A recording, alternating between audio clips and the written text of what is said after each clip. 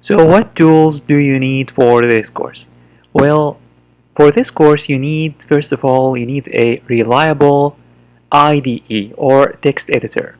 And my recommendation is that you install Visual Studio Code, where you can install it from code.visualstudio.com.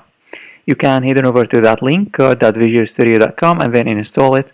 For Mac, it's gonna say here download for Mac, and you can just click on this and install it as if you are installing any Mac program on your Mac.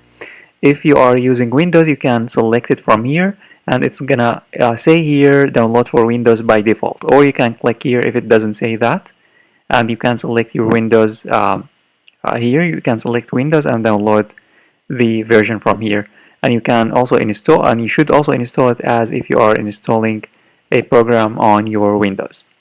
So this is the first thing. And if you already have a reliable text editor or IDE that you feel comfortable coding with, then you don't need to install Visual Studio Code. But if you don't, I'd recommend using Visual Studio Code.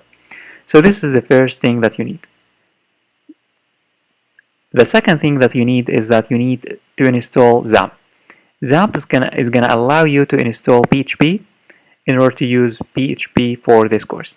And you can install it from apachefriends.org. You can head on over to apachefriends.org. And I'll be showing you how to completely install XAMPP on Mac and also on Windows in the next tutorials.